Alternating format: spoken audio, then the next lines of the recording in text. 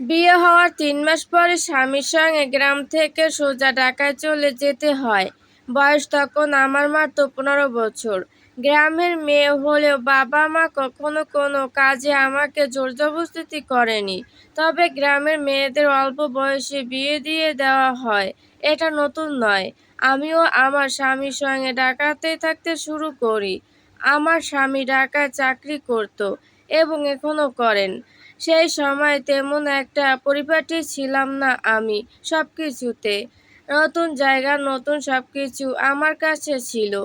তার উপর নতুন মানুষ। নিজেকে বলতে গেলে ঘরবন্দি করে রাখতাম বাসায় এবং বাইরের লোকদের সঙ্গে ঠিকমতো কথা পর্যন্ত বলতাম না। বই পড়তাম, নামাজ পড়তাম এবং প্রতি সপ্তাহে জুম্মাবারে আমাকে নিয়ে বাইরে ঘুরতে যেতেন আমার স্বামী। সবার সঙ্গে কথা না বলা অনেক কারণ ছিল। যেমন আমি তো গ্রামের মেয়ে। এত ভদ্র ভাষায় কথা বলতে বেশ লজ্জা লাগতো।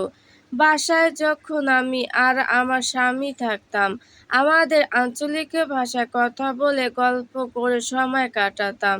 আর হ্যাঁ, সুন্দর করে কথা বলতে পারবো না তা কিন্তু নয়। এই জন্য না যে আমার সবার সঙ্গে কথা বলতেই সংকোচ কাজ করতো ভিতরে ভিতরে খুব। সে যাই হোক, বেশ কিছুদিন এভাবে চলছিল। কিন্তু একদিন হঠাৎ করে অফিস থেকে ফেরার পথে আমার স্বামী যখন বাড়ি ফিরলো, তখন খেয়াল করলাম তার হাতে বেশ বড় সাইজের একটা তেলাপিয়া মাছ আমার সামনে মেঝেতে ধপাস করে রেখে দিয়ে বলল, আজকে মাছ ভাজি খেতে খুব ইচ্ছে করছে, এই মাছটা ভেজে দিও তো। আমি অবাক হলাম না।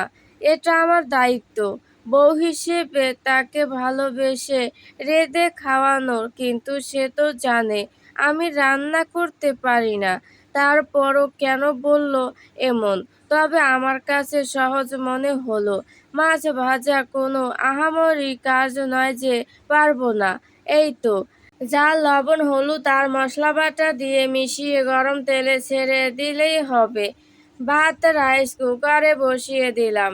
এই শেষে চিন্তা কোথায়? আমার স্বামী কিন্তু জানে আমি রান্না করতে পারি না। তাই সে মাছটা নিজে হাতে পরিষ্কার করে দিয়ে সবকিছু রেডি করে পাশে দাঁড়িয়েছিল আর ফোনে কী সব যেন দেখছিল। আমার আবার কাজ করার সময় পাশে কেউ থাকলে বেশ নার্ভাস হয়ে পড়ি। নতুন রাঁধুনি বলে কথা, একটু তো হাত কাঁপাকাঁপি করবেই। আমি একটা করে মাছ বেশ সাবধানে অনেক দূর থেকে গরম তেলে ছেড়ে দিচ্ছি। আমার এই সব কাণ্ড দেখে আমার স্বামী মুচকি হাসছে। আমি বেশ লজ্জায় পড়লাম। মেয়ে হয়ে কিনা আমি রান্না করতে পারি না, বেশ লজ্জাজনক। আম্মা বাড়িতে থাকতে কতবার যে বলতো, এই সময় একটু আধটু রান্না শিখে নে, সময় আসলে কাজে দিবে। তখন তো ছিল আমার উড়ে বেড়ানোর মন। কে শোনে কার কথা? মাছকে ঢেলে দিলাম বেশ কিছু সময় ধরে। তারপর ঢাকনা খুলে খুন্তি দিয়ে উল্টাতে গিয়ে ঘটল আসল ঘটনা। মাছ ভেঙে গেল। এইবার বেশ মায়াময় চোখ নিয়ে স্বামীর দিকে তাকিয়ে রইলাম।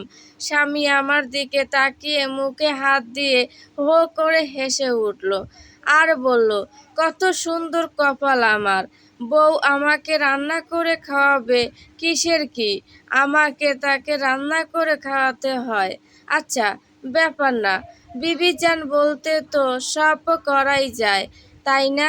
কথাগুলো শুনে আমি আরো ভীষণ রকমের লজ্জায় পড়ে গেলাম। সে আমাকে তার রান্না করা দেখতে বলল। কড়াইয়ে তেল মাছ লেগে আছে দেখে সামান্য কিছু লবণ ছিটিয়ে ঢাকনা দিয়ে ঢেকে সাইডে রেখে দিল সে।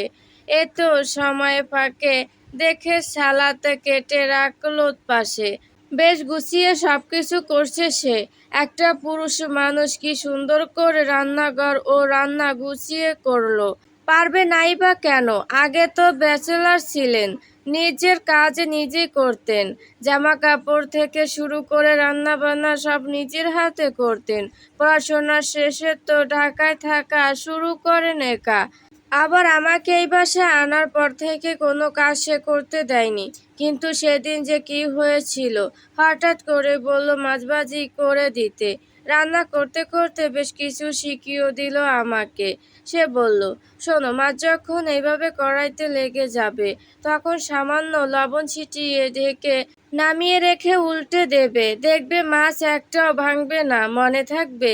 বিবি জান, আমি সেদিন তার কথা শুনে লাজুক কণ্ঠে হ্যাঁ বলেছিলাম।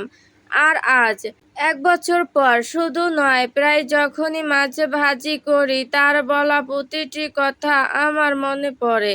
বেশ ভালো দিন কেটেছিল আমাদের।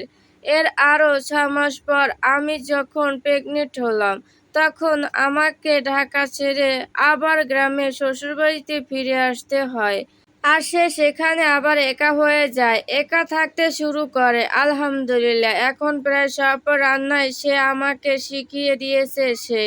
আমি রান্না করতে পারি। আমার রান্না দেখে আম্মা সহ সবাই অবাক হওয়ার সঙ্গে সঙ্গে বেশ খুশিও হয়েছিল। এখন আমি একটি ছেলে সন্তানের মা। নিজেকে একেবারে না পারলেও কিছুটা পরিপাটি করতে শিখে গেছি সংসারের দিক দিয়ে। এখনো অনেক কিছুই শেখার বাকি আছে আমার। আমার ছেলেটার বয়স এখন 6 মাস। আমি আর তার কাছে ফিরতে পারিনি, তবে ফোনে বাবার ছেলের বেশ খুনসুটি হয়। প্রতিদিন 3 থেকে 4 বার ছেলের সঙ্গে তাকে কথা বলতেই হবে। শ্বশুরবাড়িতে সবাই এখন আমার হাতের রান্না পছন্দ করেন। আমার হাতের রান্না তাদের কাছে নাকি বেশি ভালো লাগে। এ নিয়ে শ্বশুর শাশুড়ি বেশ কথা বলেন। আর যখন আম্মার বাড়িতে যাই তখন তো আম্মা বলতে শুরু করে, আমার ছোট মেয়েটাও বেশ সংসারী হয়ে গেছে, মাশাআল্লাহ। সারাদিন ধেই ধেই করে ঘুরে বেড়ানো মেয়েটা এখন কারো বাড়ির বউ, পাক্কা গিন্নি, তার সঙ্গে পাক্কা রাঁধুনি।